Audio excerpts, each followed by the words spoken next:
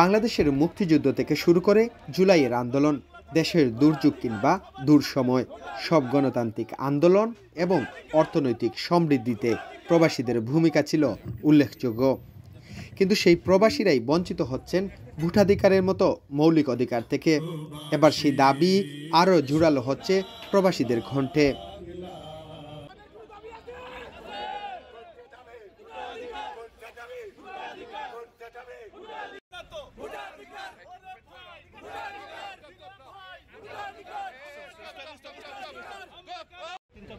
মঙ্গলবার বিকালে ফ্রান্সের রাজধানী প্যারিসে প্রবাসীদের ভোটাধিকার বাস্তবায়নের দাবিতে বিশাল সমাবেশ এবং পরে দূতাবাসের মাধ্যমে প্রধান উপদেষ্টা বরাবর স্মারকলিপি প্রদান করেন ফ্রান্স প্রবাসী বাংলাদেশিরা।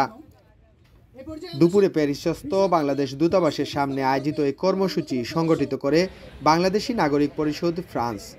প্লেকার্ড এবং পতাকা হাতে এতে যোগ দেন শত শত প্রবাসী।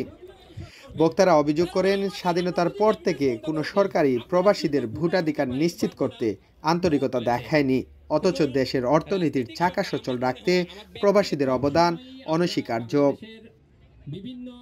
আমরা আশা করছি আমাদের দাবিকে বাংলাদেশের অন্তর্বর্তী সরকার প্রধানের কাছে পৌঁছে দেওয়া হবে। জনগণের গণতান্ত্রিক সরকার প্রতিষ্ঠা করতে হলে আমাদের এই প্রবাসীদের ভোটাধিকার নিশ্চিত করতে হবে। আমরা ভিআইপি সিআইপি ওই সকল উপাধি চাই না, আমরা চাই আমাদের ভোটের অধিকার। এটা আমাদের জন্মগত অধিকার, এটা আমাদের মাটির অধিকার। বাংলাদেশ নাগরিক পরিষদের সভাপতি আবুল খায়ের লস্করের সভাপতিত্বে এবং সাধারণ সম্পাদক ইমরান আহমদের পরিচালনায় সভায় প্রধান অতিথির বক্তব্য রাখেন সংগঠনের উপদেষ্টা কমিউনিটি ব্যক্তিত্ব মোহাম্মদ নজরুল ইসলাম।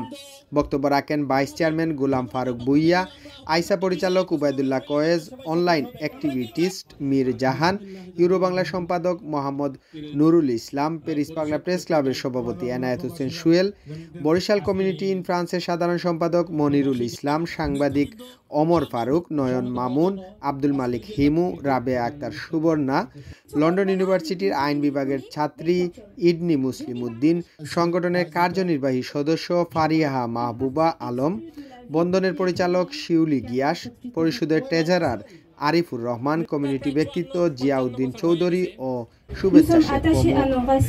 বক্তারা স্মরণ করিয়ে দেন, স্বাধীনতার যুদ্ধ থেকে শুরু করে সম্প্রতি গণ আন্দোলন পর্যন্ত দেশের সব সংকটে প্রবাসীরা গুরুত্বপূর্ণ ভূমিকা রেখেছেন।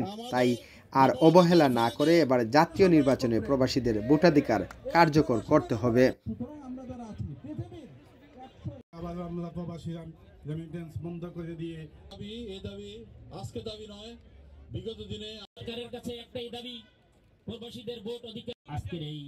সমাবেশ শেষে রাষ্ট্রদূতের মাধ্যমে প্রধান উপদেষ্টার কাছে স্মারকলিপি দেন সংগঠনের নেতৃবৃন্দ।